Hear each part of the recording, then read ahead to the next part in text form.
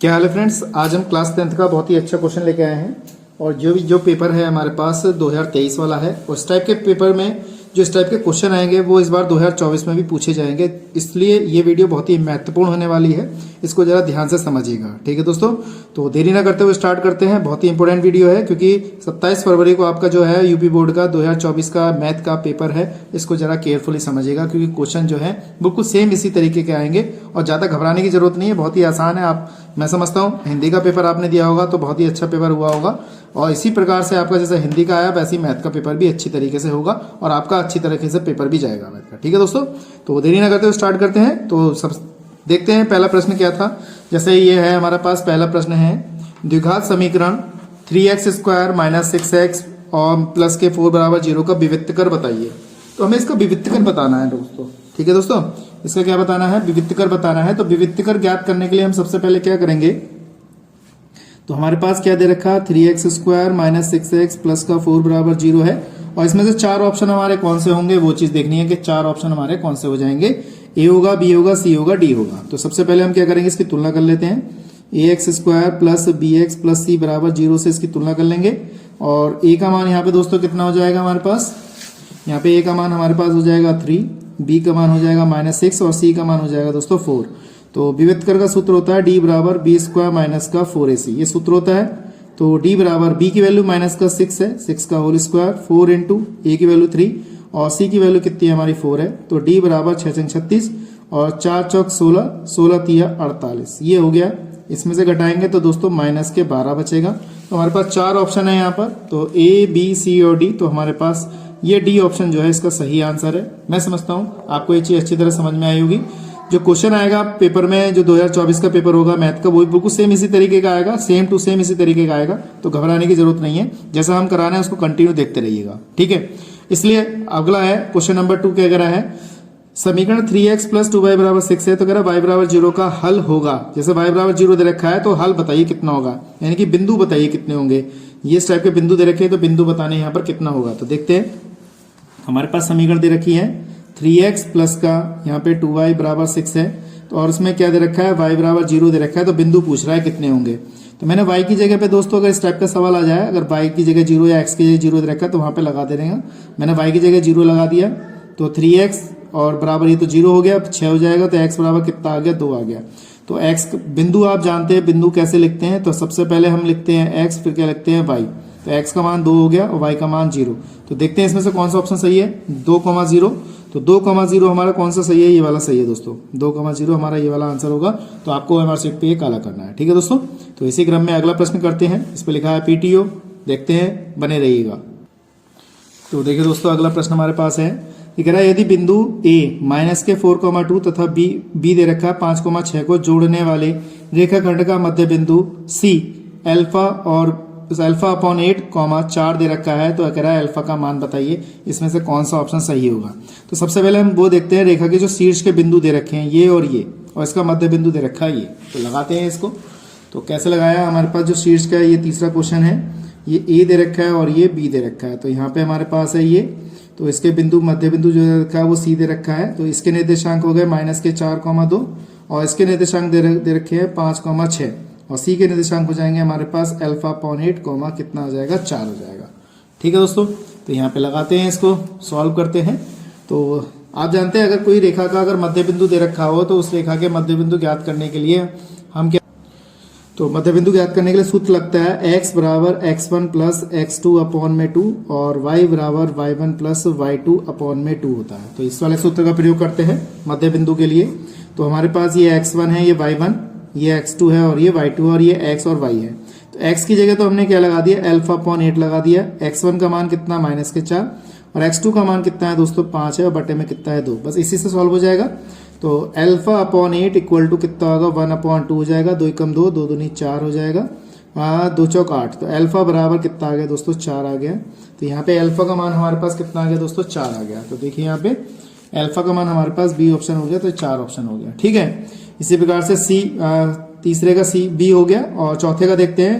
ये कह रहा है त्रिभुज ABC में AB बराबर हमें कितना दे रखा है दोस्तों, यहाँ पे त्रिभुज ABC दे रखा है कोई। तो कह रहा है AB बराबर हमें दे रखा है कितना, 6√3 दे रखा है सेंटीमीटर अब वो कह रहा है ए सी बराबर हमें दिया है 12 सेंटीमीटर और बी सी बराबर हमें दिया है 6 सेंटीमीटर। तो बस कह रहा है कोण भी बताइए। तो कोण भी अगर इस टाइप का कोई सवाल हो, अगर इस टाइप का कोई सवाल आए तो समझ लो दोस्तों 90 डिग्री का कोण आएगा। लेकिन आएगा कैसे वो चीज बता रहा हूँ, हमेशा याद रखिएगा अगर इस टाइप से कोई भी कोण सवाल आता है तो उसका कोण 90 डिग्री होगा, लेकिन आएगा कैसे वो समझना है। तो इस टाइप से अगर भुजा दे रखी है हमें तो हम क्या करेंगे, सबसे पहले हम ये ज्ञात करेंगे।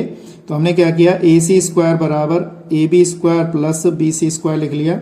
ए सी का मान हमारे पास कितना है दोस्तों, 12 का स्क्वायर है। एल एच एस का मान आर एच एस के बराबर हल कर दो। ए बी का मान कितना है दोस्तों, 6√3 का whole square plus B C का मान हमारे पास कितना है, 6 का स्क्वायर। दोनों साइड बराबर आनी चाहिए। 6 का वर्ग कितना हो गया, 36 गुणा 3 हो जाएगा और 6 चंग 36 हो जाएगा। तो 144, 6 × 18 और 3 × 9 और 1 10, ये आ जाएगा।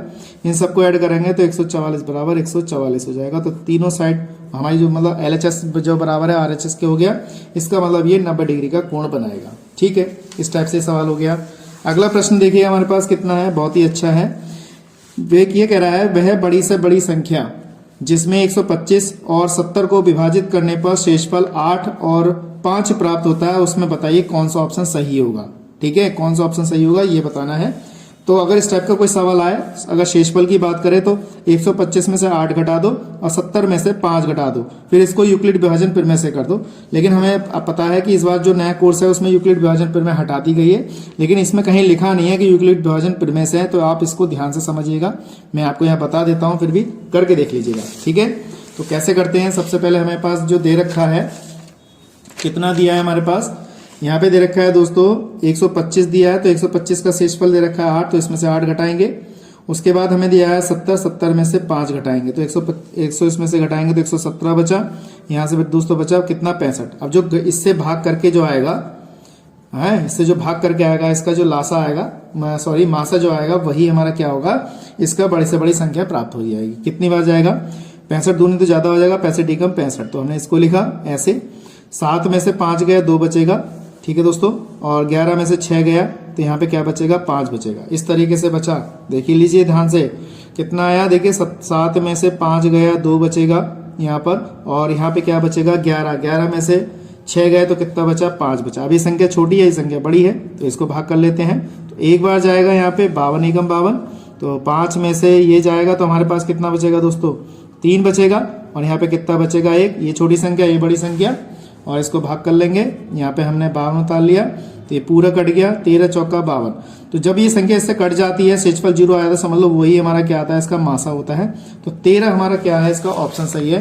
13 ऑप्शन हमारा यहाँ पे सही हो गया। ठीक है दोस्तों, अगर इस टाइप का कोई सवाल आता है तो इस टाइप से आप यहाँ पे करेंगे। ठीक है, इसी क्रम में अगला प्रश्न कराते हैं, प्रश्न नंबर 6। वीडियो पे बने रहिएगा, चैनल पहली बार आए चैनल को सब्सक्राइब कर लीजिएगा।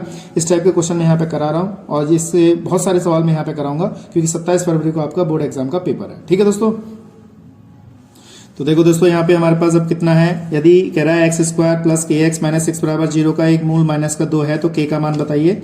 इसमें से चारों में से कौन सा ऑप्शन सही होगा तो बताना है। जब भी कभी एक मूल दे रखा हो तो आपको क्या करना है, ये k का x का मान जो है इसमें लगा दो। इसकी जगह पे x की जगह पे देखो 2 लगा दिया, k इंटू माइनस का 2 माइनस 6 बराबर कितना आ गया, 0। तो यहाँ पे हमने क्या किया, ये 4 हो जाएगा, माइनस का 2k हो जाएगा, माइनस 6 बराबर 0 हो जाएगा, 2k ये बचेगा, माइनस का कितना 2 बराबर 0, माइनस 2k बराबर प्लस के 2 हो जाएगा, और k यहाँ से कैंसिल हो गया तो k बराबर कितना आया दोस्तों, माइनस का 1 आया। तो ये हमारा ऑप्शन क्या है यहाँ पे सही है, तो माइनस का 1 यहाँ पे हमारा ऑप्शन सही हो जाएगा। ठीक है, इसी क्रम में अगला देखते हैं। ये दे रखा है, यदि समचतुर्भुज के विकर्ण की लंबाई हमारे पास दे रखी है, कितनी दे रखी है दोस्तों, 12 दे रखी है, और कितनी दे रखी है हमारे पास 16 सेंटीमीटर दे रखी है। तो इस समचतुर्भुज की भुजा की लंबाई बतानी है, तो आप इसको आसानी से ज्ञात कर सकते हैं।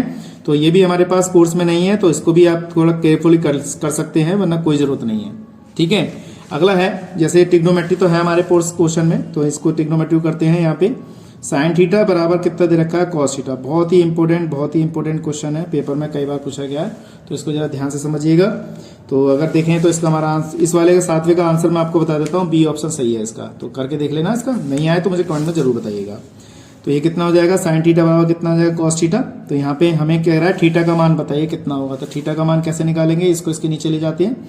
तो ये हो जाएगा साइन थीटा अपॉन में कितना आ जाएगा दोस्तों, कॉस थीटा बराबर कितना आ जाएगा, 1।